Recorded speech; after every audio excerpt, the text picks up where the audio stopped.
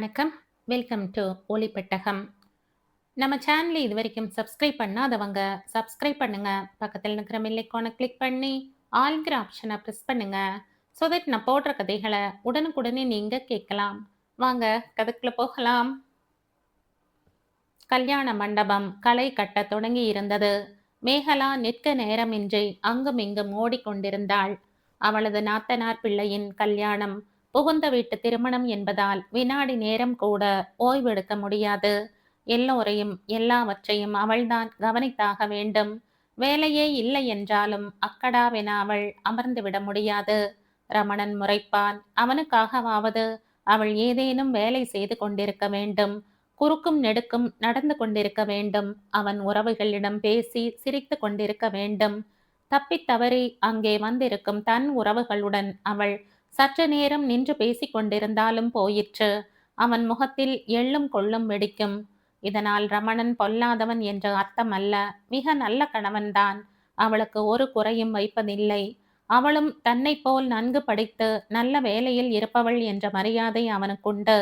அத்தனை செல்வந்தர்களும் பிரபலங்களும் படித்த அவர்களது வாரிசுகள் படித்து கொண்டிருக்கும் சென்னை நகரின் மிக பெரிய பள்ளியின் முதல்வராக இருப்பவள் அவள்.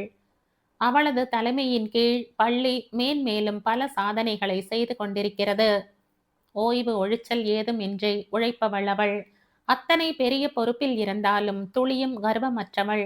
உத்தியோகம் வீடு இரண்டையுமே திறம்பட நிர்வகிப்பவள்.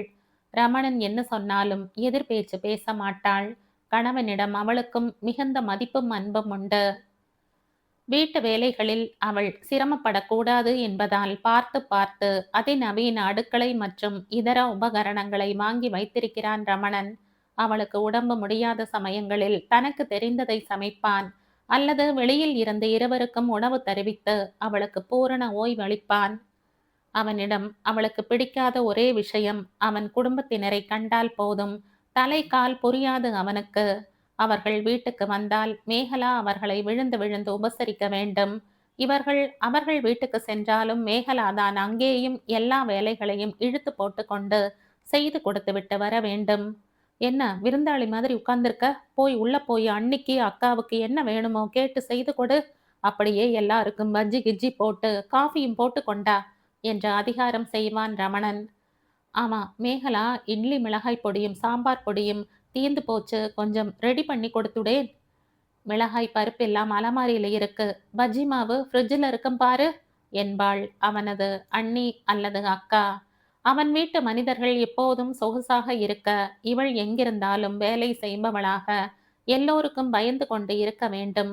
புகழ் பெற்ற ஒரு பள்ளியின் முதல்வராயிற்றே என்றெல்லாம் அவர்கள் நினைக்க மாட்டார்கள்.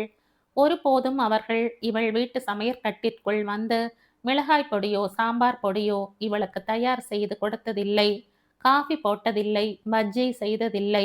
அவர்களது கணவர்களும் ரமணன் மாதிரி பெண்டாட்டியை அதிகாரம் செய்ததில்லை. பெண்ணும் பையனும் இங்கு படிப்பை முடித்து மேற்படிப்பிற்காக வெளிநாட்டுக்கு சென்ற பிறகும் கூட ரமணனின் குணமும் மாறவில்லை. அவன் வீட்டு மனிதர்களுக்கு ஓடி ஓடி உபச்சாரம் செய்வதும் நிற்கவில்லை. அட, ரமணன்தான் இப்படி இருக்கிறான் என்றால் அவன் பக்கத்து உறவுகளும் ஏன் இப்படி இருக்கிறார்கள்? அவர்களாவது கொஞ்சமேனும் யோசிக்க வேண்டாமா? அன்பும் உபச்சாரமும் ஒரு வழி பாதையாகத்தான் இருக்க வேண்டுமா? இதை அவர்கள் எப்போது புரிந்து கொண்டு பரஸ்பர பரிமாற்றமாக்குவார்கள்? மேகலாவின் அப்பா அம்மா இவர்கள் வீட்டுக்கு வரும்போது வேறு மாதிரியாக நடந்து கொள்வான் ரமணன். மரியாதைக்கு அவர்களை வரவேற்று 10 நிமிடம் போல உட்கார்ந்து பேசிவிட்டு வேலை இருக்கிறதென்று சொல்லிவிட்டு எழுந்து தன் அறைக்கு போய்விடுவான். அவர்கள் மேகலாவிடம் மட்டும் பேசிவிட்டு அவள் தரும் காஃபியை குடித்த பின் மாப்பிள்ளையிடம் சொல்லிடுமா என்று கூறிவிட்டு கிளம்பி செல்லும் போது மேகலாவுக்கு கண்ணீர் பொங்கும். அவர்களை வழி அனுப்பக்கூட ரமணன் இறங்கி வரமாட்டான். அவன் அவர்களை மதிக்கவில்லை என்று கூற முடியாது. அவர்களுக்கு வேண்டியதெல்லாம் பார்த்து பார்த்து செய்வான். ஆனால் ஏன் தன் பிறந்த வீட்டு மனிதர்களிடம் காட்டும் நெருக்கத்தை அவளை சேர்ந்தவர்களிடம் காட்டுவதில்லை என்கிற ஆதங்கம் எழுவதை அவளால் தவிர்க்க முடியவில்லை.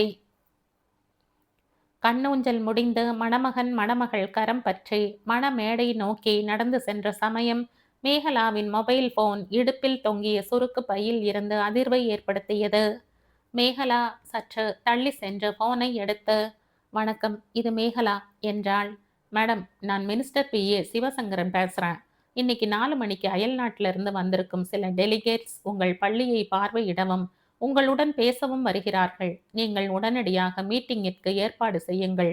அவர்கள் கேட்கும் தகவல்களை கொடுங்கள். அவர்களுக்கான பரிசு பொருட்கள், இதர விஷயங்களுக்கும் ஏற்பாடு செய்து விடுங்கள். செய்தியாளர்களுக்கு இந்த மீட்டிங் பற்றி ஏற்கனவே தகவல் சொல்லியாகிவிட்டது.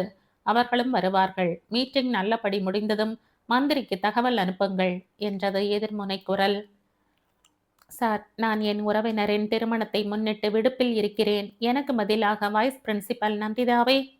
இது மந்திரி உத்தரவு. நீங்கள் தான் செல்ல வேண்டும். அவர்களை வரவேற்பதற்கான ஏற்பாடுகளை செய்யுங்கள்.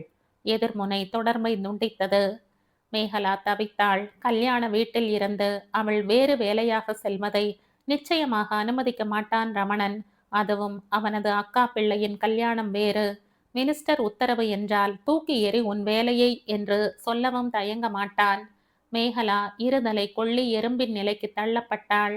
எப்படி இதை சமாளிக்கப் போகிறோம் என்று யோசித்தாள்.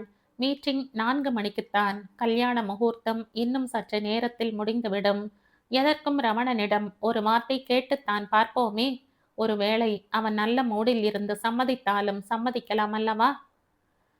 முகூர்த்தம் முடியும் வரை அவள் தன் கவலையை தள்ளி வைத்துவிட்டு கல்யாண காரியங்களில் தன்னை முழு மூச்சாக ஈடுபடுத்தி கொண்டாள். ஆள் ஆளுக்கு அவளை அழைத்து ஏதேதோ கேட்டார்கள். எல்லா காரியமும் அவள் தலையில்தான் என்பது போல அவள் மூச்சு விட நேரமின்றி சுற்றி சுற்றி வந்து எல்லா வேலைகளும் செய்தாள். மங்கள வாத்தியங்கள் உச்சஸ்தாயியில் ஒலிக்க மாங்கல்ய தாரணமும் நல்லபடியாக நடந்து முடிந்தது. கான்ட்ராக்ட் ஆட்கள் எல்லோருக்கும் சர்பத் வழங்க அதை வாங்கி அருந்திய கையோடு பலரும் சாப்பாட்டு ஹாலில் இடம் பிடிக்க விரைந்தார்கள். விருந்து சாப்பிட்டு கிளம்பியவர்களுக்கு பட்சண டப்பாவும் ரிட்டர்ன் கிஃப்ட் பார்சலும் அவரவர் பெயர்படி பார்த்து எடுத்து கொடுத்தாள் மேகலா.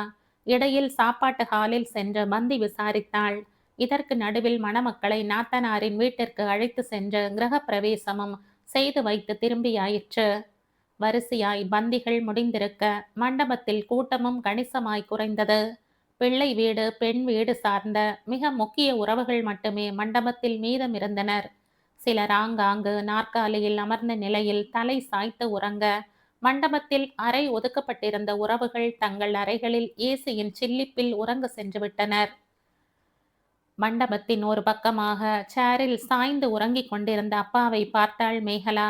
அப்பாவுக்கு அறை ஒதுக்கி இருக்கலாம். ஆனால் உள்ளூரில் உள்ளவருக்கு எதற்கு அறை என்று கேட்ட நாத்தனாரின் கணவர் தன் உறவுக்காரருக்கு அந்த அறையை கொடுத்தார்.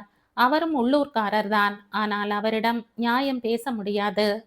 ரமணனும் இதை கண்டு கொள்ளவே இல்லை. அப்பாவை தங்கள் அறையிலேயே வந்து இருக்க சொல்லலாம் என்ற அவளது யோசனைக்கு, வேணும்னா ஹோட்டல்ல ரூம் போடுறேன் என்றான் ரமணன். அப்பா இதற்கு மறுத்து விட்டார். மிஞ்சி போனா 1.5 நாள் கல்யாணம், எதுக்கு வீண் செலவு என்றார். உள்ளூர்தான் என்றாலும் நினைத்தால் போய்விட்டு வரும் தூரத்தில் இல்லை. அப்பா வழக்கம் போல அனுசரித்து கொண்டார். அம்மா இறந்த பிறகு அப்பாவை தங்களுடனேயே அழைத்து வந்துவிட வேண்டும் என்றுதான் மேகலா துடித்தாள். ஆனால் ரமணன் மிகவும் யோசித்தான். வேண்டுமானால் அருகிலேயே ஒரு வீடு பார் அப்பா, அங்கிருக்கட்டும் என்றான். அப்பா தன் சொந்த வீட்டில் இருந்து இடம் பெயர மறுத்துவிட்டார். என்னை பற்றி கவலைப்படாதே, நான் திடமாகத்தான் இருக்கிறேன் என்று சொன்னார்.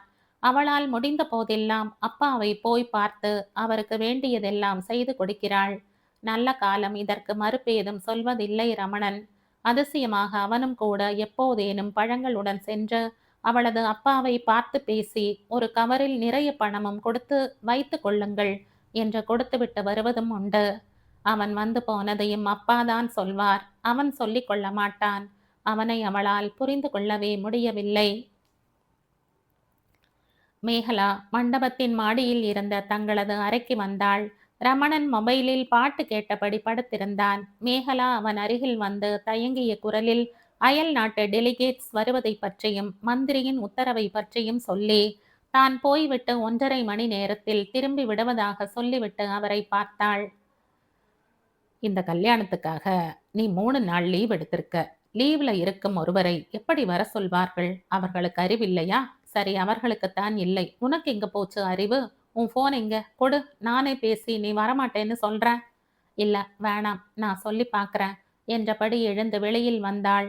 அவன் இப்படி ஏடா கூடமாக ஏதேனும் செய்வான் என்று நினைத்துத்தான் முன் ஜாக்கிரதையாக மொபைலை அப்பாவிடம் கொடுத்துவிட்டு மாடிக்கு வந்திருந்தாள்.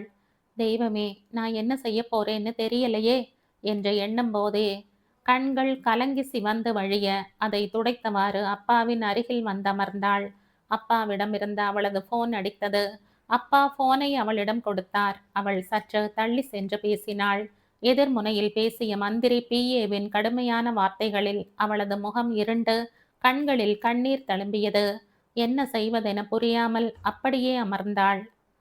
அப்பா எழுந்து பாத்ரூம் போயிட்டு வரேன் என்று சொல்லிவிட்டு நடந்தார். ரமணன் அவன் சொன்னதை மீறி அவள் போய்விடக் கூடாதே என்று நினைத்தவன் போல மாடியில் இருந்து இறங்கி வந்து அவள் எதிரில் அமர்ந்தான். என்ன, அந்த மந்திரி திட்டுறாரா? பரவாயில்ல விடு, நீ வேலைக்கு போய்த்தான் ஆகணும்னு அவசியம் இல்ல, பார்த்துக்கலாம் என்றவன் பார்வை அவளை தாண்டி சென்றது. உடனே லேசாய் பதறியவாறு எழுந்து சென்றான். சில நிமிடம் கழித்து, மேகலா இங்க வா என்று அவளை அழைத்தான். மேகலா திரும்பி பார்த்தாள். அப்பா சோர்வாக சுவற்றை பிடித்தபடி நின்றிருந்தார். மேகலா எழுந்து ஓடினாள். என்னாச்சுப்பா? பதறினாள். என்னமோ படபடன்னு இருக்கு, என்ன வீட்டுக்கு கூட்டிண்டு போயிடேன், போற வழியில டாக்டரையும் பார்த்துடலாம் என்றார் மெல்லிய குரலில். உடனே கிளம்பு, நம்ம காரையே எடுத்துக்கோ, டாக்டர் என்ன சொன்னார்னு சொல்லு என்றான் ரமணன். கார் வேண்டாம் மாப்ள, ஆட்டோல போய்க்கிறோம் என்றார் அப்பா மெல்லிய குரலில். மேகலா மண்டப வாசலுக்கு வந்து ஆட்டோ ஒன்றை நிறுத்தினாள். இருவரும் ஏறிக்கொள்ள ஆட்டோ புறப்பட்டது. என்னப்பா பண்றது? கவலையுடன் கேட்டாள். அப்பா ஆட்டோ டிரைவரை அழைத்து அவளது பள்ளியின் பெயரை சொல்லி அங்கே போக சொன்னதும் மேகலா திகைப்புடன் அவரை பார்த்தாள். ஆட்டோ பள்ளியில் நுழைந்து நின்றது. போ, போய் உன் மீட்டிங்கை நல்லபடியா நடத்தி முடி. உன்னை இங்க கூட்டி கொண்டு வர எனக்கு வேற உபாயம் எதுவும் தெரியல. எவ்வளோ கஷ்டப்பட்டு நீ இந்த பொசிஷனுக்கு வந்திருக்கன்னு எனக்கு தெரியும். நீ மாடிக்கு போனப்போ உன் ஃபோன் 2 முறை அடிச்சதும் நான் தான் எடுத்து பேசி என்ன விஷயம்னு தெரிஞ்சுண்டேன். உன் முகமும் சரியில்லை. மாப்பிள்ளை கெட்டவர் இல்லம்மா. அவரது உறவுகள் உன்னை எதுவும் சொல்லிடக்கூடாதுன்னு கொஞ்சம் கண்டிப்பா இருக்கார், அவ்வளோதான். உனக்கே தெரியாம அவர் எனக்கு எவ்வளவோ உதவிகள் செய்திருக்கார். அதே நேரம் உன் கஷ்டமும் எனக்கு புரியறது. நீங்க 2 பேருமே எனக்கு முக்கியம். உங்க 2 பேர் மனசும் கஷ்டப்படக்கூடாதுன்னு தான் உடம்பு முடியலன்னு சொல்லி உன்னை கூட்டிண்டு அங்கே இருந்து கிளம்பிட்டேன். அவருக்கு எந்த சந்தேகமும் வராது. நான் இதே ஆட்டோவில் வீட்டுக்கு போறேன். ஃபோன் ஏதேனும் வருமோன்னு பயப்பட வேண்டாம். அவசரத்துல என் ஃபோனை கொடுக்கறாப்புல உன் ஃபோனை அவர்கிட்ட கொடுத்துட்டேன். அதனால ரமணன் ஃபோன் பண்ணாலும் அது அங்கேயே தான் அடிக்கும். உடனே என் நம்பருக்கு ட்ரை பண்ணுவார். அதை சைலண்ட்ல போட்டிருக்கேன், கேட்டா சொல்லிக்கலாம். நீ உன் வேலையை நல்லபடியா முடிச்சுட்டு ஆட்டோ பிடிச்சு மண்டபத்துக்கு போயிடு. அப்பா நல்லபடியா இருக்கார், கவலைப்பட ஒன்றும் இல்லைன்னு சொல்லிடு. பயப்படாத, எல்லாம் நல்லபடியா நடக்கும்.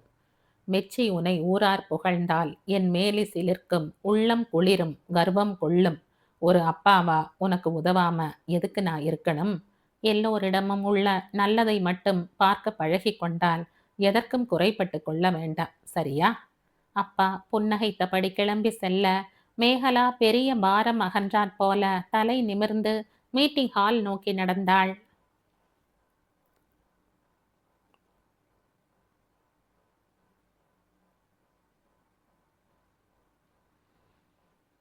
இதோடு இந்த கதை முடியுது.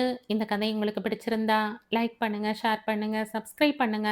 மற்றும் ஒரு இன்ட்ரெஸ்டிங்கான கதையோட அடுத்த வீடியோவில் சந்திப்போம். பாய். தேங்க்யூ.